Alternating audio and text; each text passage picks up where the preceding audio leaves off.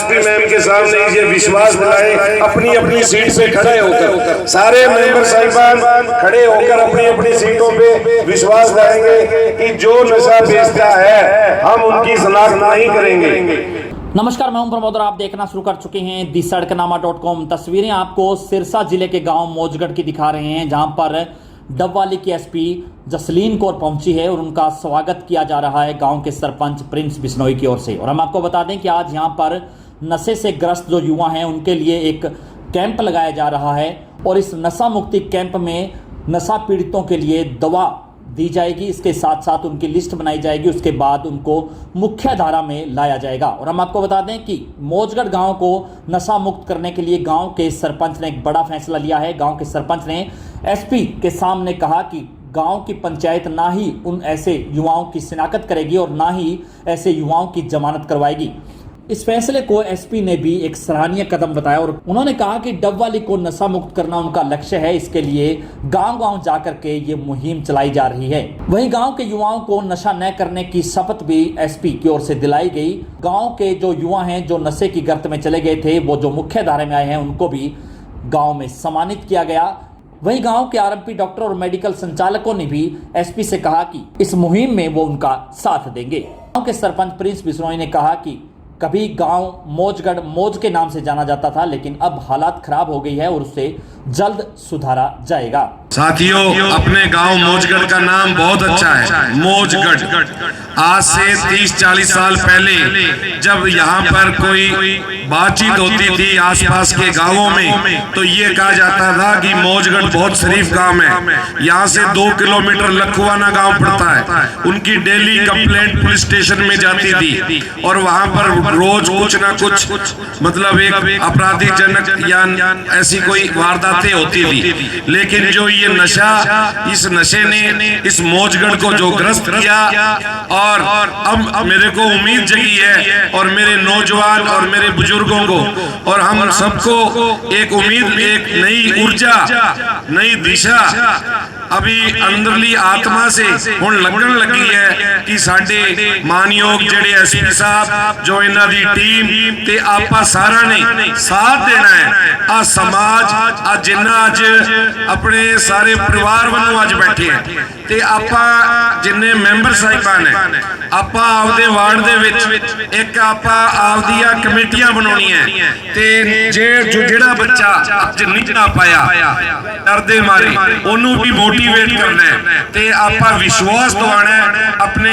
SP ma'am नो, doctor साहिबाना नो ते पुलिस टीम नो कि असीं मौजगढ़ नशा मुक्त करने वास्ते थोड़ा साथ देवांगे। कि हम चाहते हैं कि ये जो गांव है मौजगढ़ ये नशा मुक्त हो, तो हम इसमें निरंतर ही कार्रवाई कर रहे हैं। और इसमें आज हम सब यहाँ पे आकर आपकी तरफ हमने एक सहयोग का हाथ बढ़ाया है, परंतु जो दूसरा सहयोग का हाथ है वो आपकी तरफ से ही आएगा, तभी ये गांव नशा मुक्त हो पाएगा। तो हम चाहते हैं कि आप भी आपके परिवार में, आपके गांव में, मोहल्ले में जो भी लोग हैं जो नशे से पीड़ित हैं, आप उनके बारे में हमें बताइए, सूचना दीजिए ताकि उनका इलाज कराया जा सके। और जो नशा बेच रहे हैं उनके बारे में भी आप हमें सूचना दीजिए, तो हम उनके ऊपर कार्रवाई करेंगे। और मुझे पूरा विश्वास है कि हम इस गांव को जल्द ही नशा मुक्त कराने में सफलता प्राप्त करेंगे यदि हम एक साथ काम करेंगे। नशा मुक्ति जो है वो हरियाणा सरकार की प्राथमिकताओं में से एक है और इसी के चलते हमने यहाँ पर आज पुलिस डिपार्टमेंट, हेल्थ डिपार्टमेंट, अन्य सभी जो स्टेक होल्डर्स हैं इस गांव में आए हैं और हम ऐसे ही इसी प्रकार से सभी गांव-गांव में जाकर पब्लिक के बीच उनसे रिक्वेस्ट कर रहे हैं कि वो भी जो पुलिस प्रशासन का और बाकी डिपार्टमेंट्स का जो रोल है उसमें सहयोग दें, आगे बढ़ चढ़ कर आएँ और जो नशा छोड़ना चाहते हैं नशा पीड़ित, उनको नशा छुड़ाने में सहयोग करें। और नशा जो तस्कर है उनके खिलाफ निरंतर ही डबवाली पुलिस की भी कार्रवाई चल रही है। नशा तस्करों को यही चेतावनी देना चाहेंगे कि वो जो अपना कारोबार है वो बिल्कुल बंद कर दें और किसी भी प्रकार का ये जो अवैध काम है और जो नशा तस्करी हो रही है इसके खिलाफ पुलिस बहुत ही सख्त कार्रवाई करेगी। तो बेहतर है कि वो खुद ही इसको छोड़ दें। 10 स्तरीय डी एडिक्शन सेंटर चल रहा है सरकारी अस्पताल मंडी डबवाली में। तो मैं प्रशिक्षित मतलब डी एडिक्शन के लिए प्रशिक्षित करवाया गया हूँ सरकार की तरफ से। और और ये मेरे साथ ट्रेनिंग के वे आए हुए हैं, डॉक्टर साहब हैं, ये भी साइकेट्रिस्ट हैं। तो अभी मेरे पास जो रजिस्टर्ड पेशेंट है वो 950 के करीब हैं, जो मेरे से डेली दवाई मतलब अब ले रहे हैं रेगुलर, मतलब सप्ताह में 2 दिन आकर। और मेरे पास ऑलमोस्ट 8 से 10 पेशेंट दाखिल भी रहते हैं। और सीएम साहब की अनाउंसमेंट भी है, अब इसको 30 बिस्तरिया कर दिया जाएगा, उसके लिए प्रक्रिया चल रही है जी।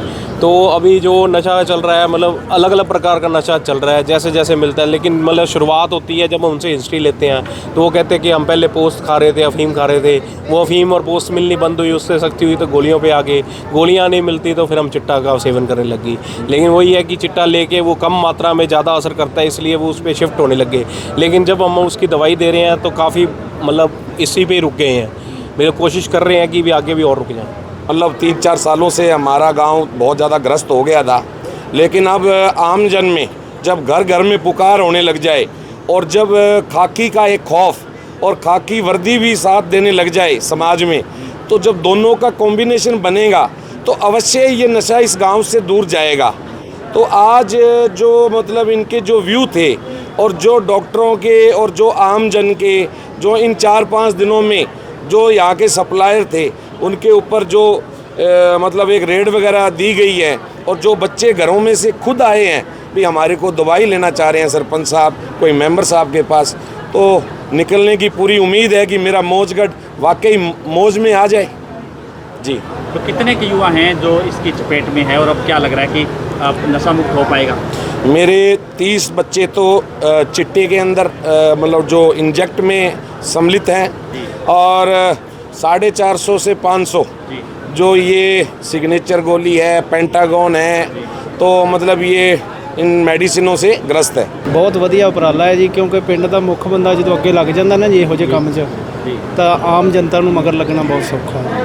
ਬਾਕੀ ਪੁਲਿਸ ਮਹਿਕਮਾ ਵੀ ਆਇਆ ਹੈ, ਉਹ ਵੀ ਸਾਰਾ ਬਿਲਕੁਲ ਹੋਏਗਾ ਜੀ, 100% ਹੋਏਗਾ। ਜੇ ਆਪਾਂ ਦਿਲੋਂ ਚਾਹਾਂਗੇ ਤਾਂ ਹੋਏਗਾ ਜੀ, ਬਿਲਕੁਲ।